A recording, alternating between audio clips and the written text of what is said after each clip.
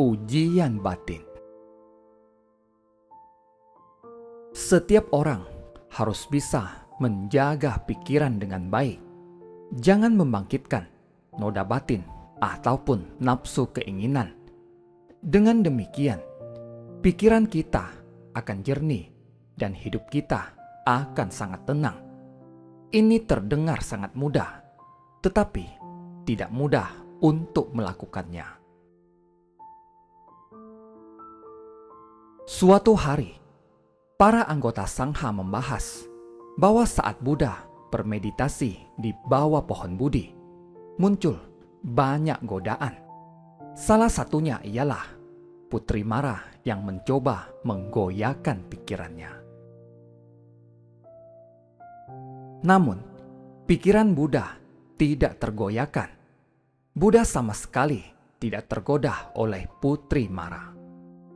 Ini sungguh mengagumkan. Semua orang memuji Buddha yang bisa menjaga pikiran tetap tenang bagaikan air di dalam sumur. Hati Buddha jernih bagaikan cermin. Inilah yang dipuji dan dijunjung oleh murid-muridnya. Mendengarnya, Buddha berkata, "Pikiranku tidak tergoyahkan saat Putri Mara muncul. Itu adalah hal yang wajar, karena di kehidupan lampau aku pernah mengalami ujian yang serupa." Tahukah kalian bahwa di kehidupan lampau, saat baru membangun tekad, aku juga mengalami kondisi yang serupa. Bisa menjaga pikiran tidak tergoyahkan saat itu baru mengagumkan.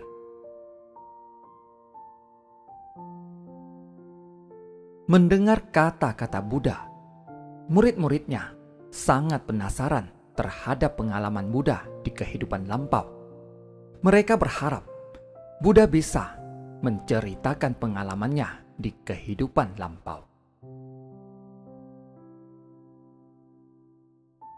Dahulu kala, ada sebuah kota yang padat penduduk di pegunungan. Ada seorang pemuda yang memiliki 100 orang saudara laki-laki dalam keluarga besarnya. Pemuda ini adalah orang yang berbakat. Siapapun yang menghadapi kesulitan akan meminta bantuan pada pemuda ini.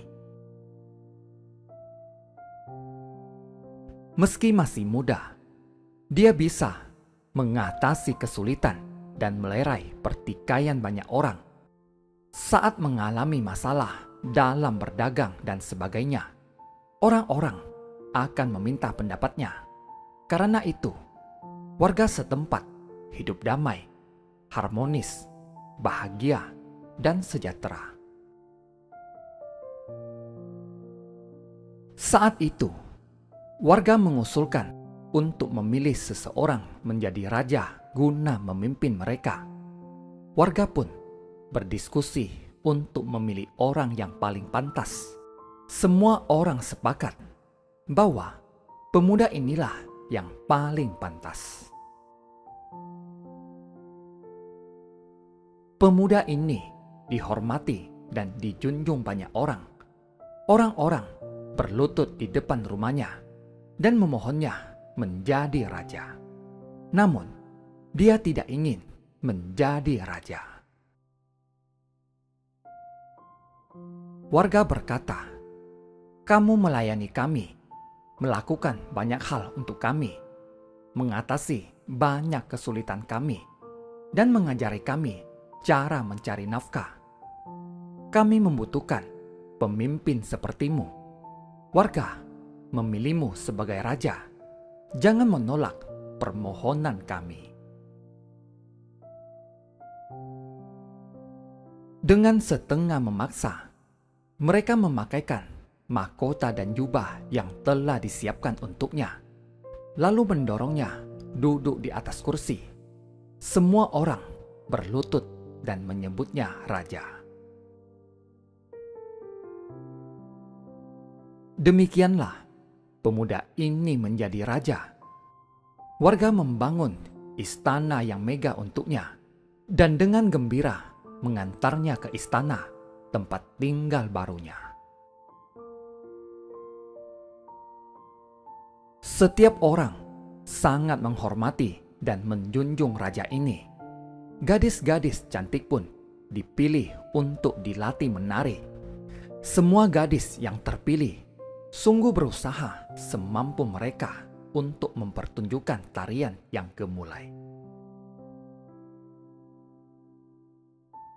Melihat tarian mereka, pemuda ini tidak tergoda oleh kecantikan, bahkan berpikir, mengapa manusia begitu kasihan? Pria mencari nafkah dengan berburu atau berdagang, sedangkan wanita mengandalkan kecantikan tubuh dan daya tarik mereka. Hidup manusia sungguh penuh penderitaan. Perangkap dalam hidup manusia tidak lain ialah nafsu keinginan. Begitu nafsu keinginan terbangkitkan, pikiran yang murni akan ternoda. Jadi, saat itu pikirannya sangat tenang, bagaikan air di dalam sumur ataupun air di danau yang bisa memantulkan bayangan bulan. Pikirannya sangat jernih dan murni. Bercerita sampai di sini, Buddha berkata pada murid-muridnya, "Saat itu, aku belum sepenuhnya memahami kebenaran. Aku hanya tahu bahwa di dunia ini, jika pintu nafsu keinginan terbuka, pikiran kita akan mudah ternoda dan kita akan mudah terperangkap. Hanya ini yang aku ketahui saat itu." Di hadapanku ada banyak penari yang menampilkan tarian yang gemulai, tetapi pikiran saya tidak tergoyahkan. Di kehidupan sekarang, setelah menikmati kemewahan di istana, aku bertekad meninggalkan istana dan bersusah payah melatih diri selama bertahun-tahun. Dengan tekad yang teguh, aku bermeditasi di bawah pohon Budi.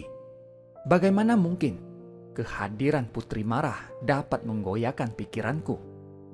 Jadi, pikiranku tidak tergoyahkan oleh Putri Mara di kehidupan sekarang.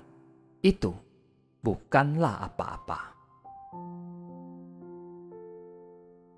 Mendengar penjelasan Buddha, murid-muridnya merasa bahwa Buddha sungguh mengagumkan.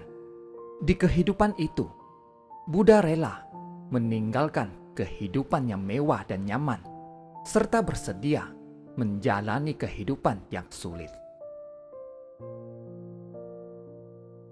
Baik cuaca yang buruk, perjalanan yang penuh rintangan, maupun kesulitan dalam keseharian, semuanya dihadapi dengan tekad yang teguh. Buddha sungguh mengagumkan. Sesungguhnya, berada dalam kondisi apapun, kita harus melatih diri agar tidak terpengaruh oleh kondisi luar. Kita harus melatih pikiran kita agar tidak terpengaruh dan tergoyahkan oleh kondisi luar. Terima kasih, semoga bermanfaat.